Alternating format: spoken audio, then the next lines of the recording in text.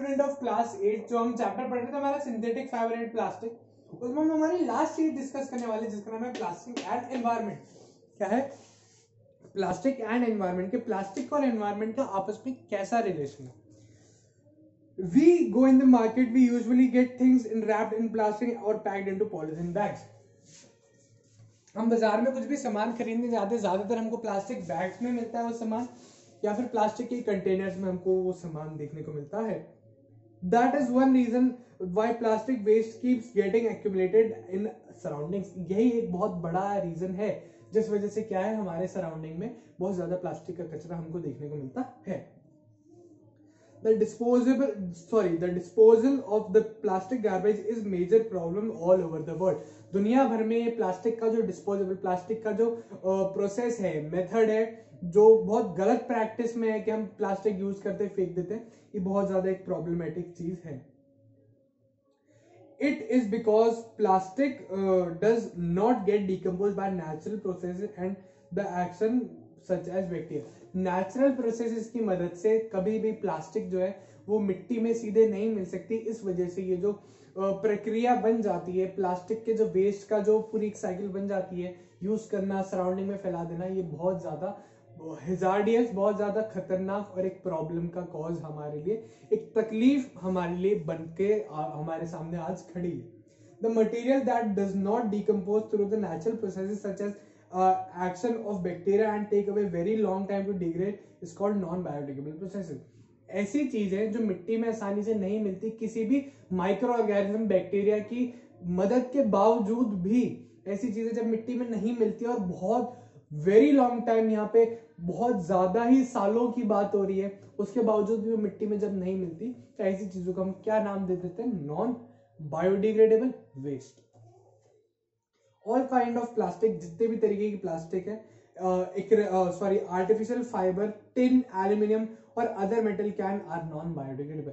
ये सारी जितनी भी चीजें, मेटल की कैन, प्लास्टिक या आर्टिफिशियल टिन फाइबर्स जो हम यूज करते हैं, आर्टिफिशियल फाइबर्स यानी सिंथेटिक जो कपड़ा यूज करते हैं, ये सारे नॉन बायोडिग्रेडेबल प्रोडक्ट में आ जाते हैं। The material which get decompose through the natural processes such as action of bacteria is called. इसका जस्ट उल्टा, जो बैक्टीरिया या फिर नेचुरल प्रोसेस की मदद से जब मिट्टी में गल के मिल जाता है, उसको हम क्या कहते हैं? Biodegradable. Parts of vegetable, fruit, left over food stuff, paper, cotton, wool, clothes and wood are the example of biodegradable waste. ये सारी जो चीजें ये बायोडिग्रेडेबल वेस्ट है, मिट्टी में आसानी से घुल मिल जाने वाली चीजें हैं। Damage cause by plastic waste. अब प्लास्टिक वेस्ट की वजह से क्या डैमेज हम एक्सपीरियंस करते हैं? Plastic carry bags and other article clog the city drainage system as well as very small fresh water drains thereby causing lot of inconvenience. Plastic के bag से नालियों का चोक हो जाना, जो नालियां, ड्रेनेज जिसको हम इंग्लिश में कहते हैं, हिंदी में नालियां कहते हैं, वो चोक हो जाती है, उनमें प्लास्टिक बैग्स जाके अटक जाते हैं, प्लास्टिक की चीजें जाके अटक जाती है और बहुत ज्यादा इनकन्वीनियंस, बहुत ज्यादा गंदगी, प्रॉब्लम और बहुत ज्यादा डिफिकल्टी हम बहुत ज्यादा फेस करते हैं जब ऐसी प्रॉब्लम हमारे सामने आकर खड़ी हो जाती है। The plastic bags and the other item in garbage are non biodegradable. Plastic के जितने भी बैग्स हैं, प्लास्टिक की चीजें हैं, ये नॉन बायोडिग्रेडेबल वेस्ट में आती है। When garbage is converted into natural manure does not, और जब यही कचरा जब बाकी चीजों के साथ मिल जाता है और इसको नेचुरल तरीके से हम क्या करते हैं? ब्रेक डाउन करने की कोशिश करते हैं और मेन्योर बनाने की कोशिश करते हैं, तो ये डिग्रेडेबल नहीं होता है। When this manure spreads in field, और इस कचरे का मेन्योर, प्लास्टिक वाले कचरे का मेन्योर जब फील्ड्स में डाल दिया जाता है, the plastic does not allow water to go deep in the soil। जो फिर क्या होता है, जब यही मेन्योर छिड़क दिया जाता है तो इसमें प्लास्टिक मिली हुई है, वो प्लास्टिक क्या करती है? मिट्टी के ऊपर एक लेयर जमा देती है और पानी को मिट्टी में सोखने से बहुत प्रॉब्लम देती है। जब पानी ऊपर तैरता है और मिट्टी उस पानी को सोख नहीं पाती है, ये प्रॉब्लम कॉज कर देता है ऐसा प्लास्टिक का जो कचरा होता है, जो कई बार मेन्योर में मिल जाता है, which has adverse effect on plant as well as recharging of ground water। और यही एक बहुत बड़ा कॉज है किसका? प्लांट के मरने का। और अगर मिट्टी पानी नहीं सोखेगी तो ग्राउंड वाटर लेवल कैसे बढ़ेगा? ये भी एक बहुत ज्यादा प्रॉब्लम हमको कॉज करके दे देता है। Measures to control problem cause by plastic से होने वाली प्रॉब्लम्स का निजात कैसे हम पा सकते हैं?